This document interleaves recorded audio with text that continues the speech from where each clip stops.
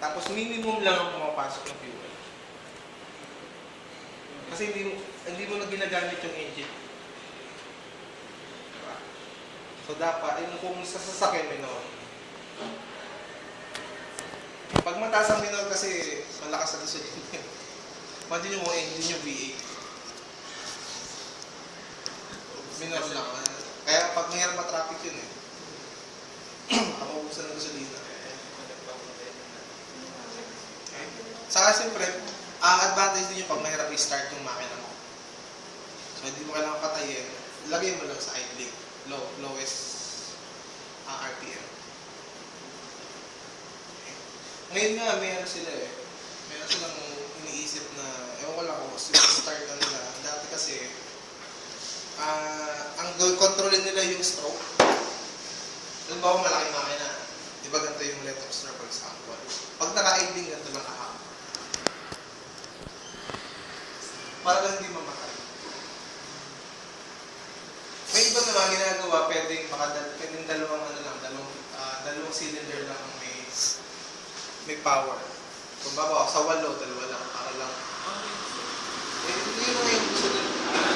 Para matipid. Kasi, yung idling na 8 cylinder ang pumapasok ng gasolina, sayang, di ba? Kaya kailangan mo lang naman, hindi ka na mag-start. Di ba? At saka, para, tuloy-tuloy lang yun. Kasi pag pinatay mo, pwedeng, bawa matagal mo hindi gagamitin, mag-work up ka pa ulit. Ganun din yun.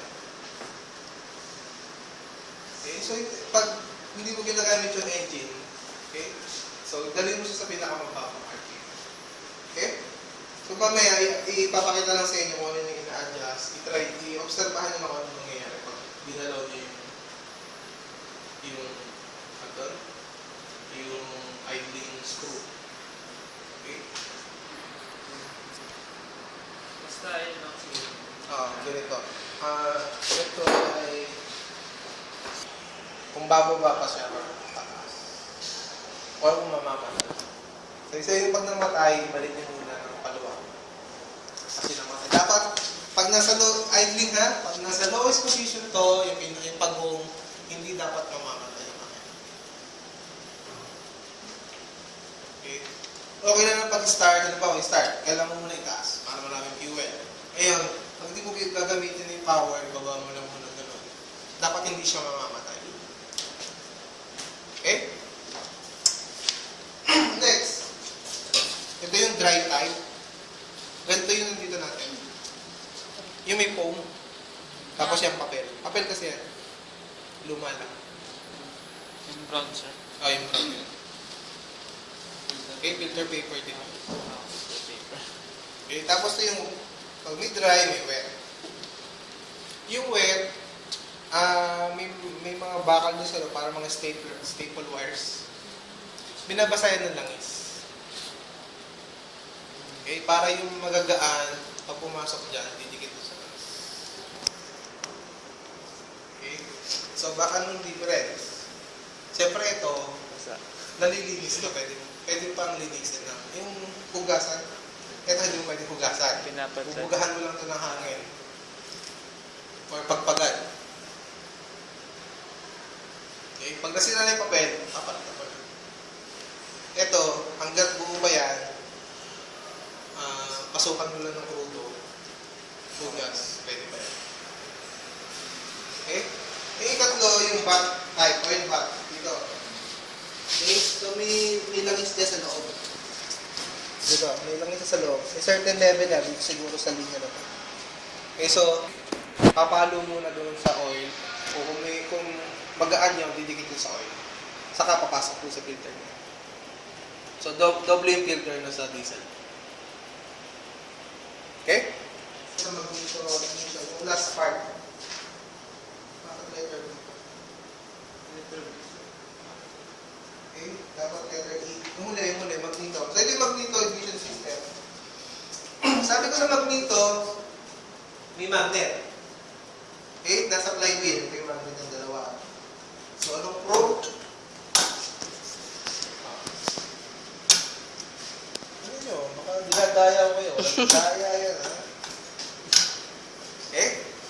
So, katapat tatlong magnet, itong dalawang coil. So, yan yung ignition coil. Kapag tumapad din yung magnet, magkakaroon din ng magnetic field yan sa coil. Then, marami siyang coil. So, marami siyang mataas yung mapuproduce yan na voltahe. So, anong kailangan para tumakbo yung current? Kasi nag-induce ka pala ng magnetic field eh. Voltage difference. Kailangan i-cut mo. I-cut mo yung magnetic field na yun. Pag nakat yung magnetic field, tatakbo yung kuryente.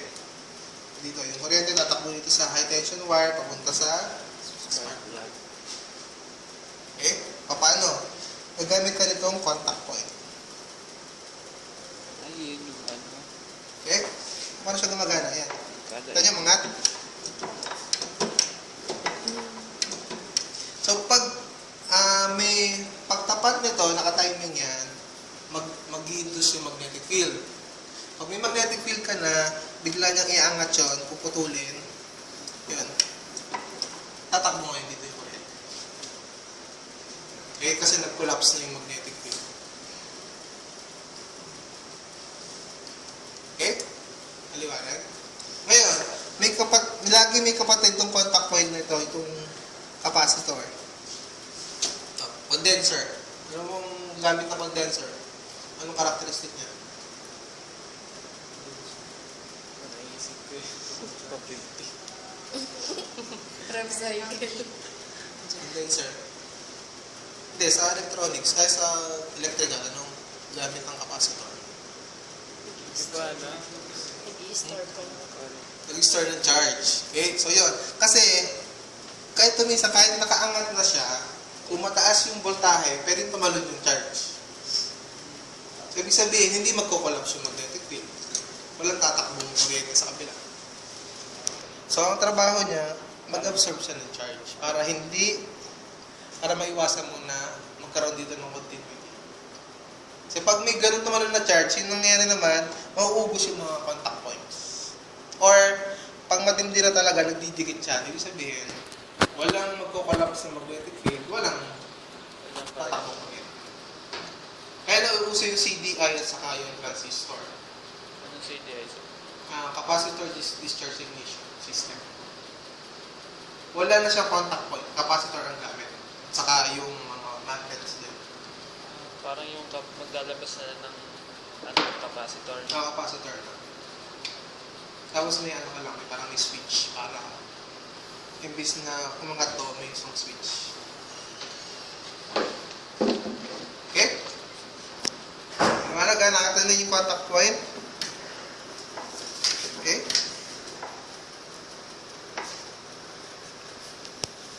So, tara na sa labas. System. So, ito yung ordinary. Ito yung maintenance free. So, ordinary, may binubuksan mo yung mga cells para magdagdagan ng tubig. Okay? Diba? Dito, wala. So, ba't ka tayo nagdadagdag ng tubig? Sa battery? Dahil nauuhaw siya? Parang ano rin. Sa...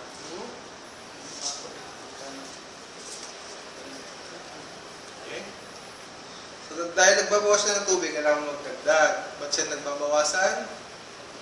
Doon sa discharging niya, di ba, lead sulfate, nabubuwas, saka H2. Di ba, H2SO4, tapos lead. Tama? So, tingnan nyo ulit yung equation doon, kung paano. Okay? So, yung discharging yon. Ngayon, yung H2, pag minsan hindi mo siya na sa susunod, pag nag-charge ka, hindi na ulit nakakabalik. Or pag nag-build up yung pressure niya. Kaya ito, may mga butas. Wet. Okay? Somewhere dyan yung isa pang butas niya. So, para pag nag-build up yung pressure, i-release lang niya yung hangin. Or yung gas. Which is H2. So, kaya nagbabawas siya ng tubig. Okay? Tapos, siyempre, ang pinapasok natin dapat ay distill. Okay? Para hindi Kasi dapat ang laman lang, anong laman ng battery? Yung negative at saka positive plate na lead at saka ay lead oxide. Ha? Tapos ang solution na H2SO4 lang. Na may kasama siyempre tubig yun. Wala, yun lang dapat. Dahil yun naman na nagre-react eh. So yun ang ipapasok. So ngayon, dahil ang nag-evaporate lang ay water, so yun lang ang maganda. Okay? Tapos yung sinasabi kong buntis, yan o. Yung kapila, buntis na buntis. Okay? Yung lead sulfate ay nagsusolidify. So hindi na siya bumabalik uli para maging plate at saka maging electrolyte. So yan yung time na nasisira na yung battery. Pero ito, gumagana pa naman siguro mga ilang buntis pa to. Okay? Gumagana pa yung dalawa na yun. Pinesting na kanina, nagulat ako, kala kami nag-welding. Okay? So yun yung isang pag-testing ng battery. Okay? Pero huwag na aking gagawin ha. Ayan. Okay? Pag may spark, yung sabihin may charge pa yun. Okay? Pwede pa yung battery. Tapos, makapansin nyo rito, 6 yung binubuksan. Ibig sabihin, 6 na cell. Ha? First cell yun, diba? So, ilang volts yun? 6 na cell. 12 volts. Okay? So, dyan sa ordinary, makakailaman nyo kung ilang volts. Pero pag maintenance free, kailangan nyo patingnan ng label. Kasi walang ano eh. Hindi mo makikita kung ilan yung cell eh. Kasi may malalaking battery, 6 volts lang pala, pero ang laki.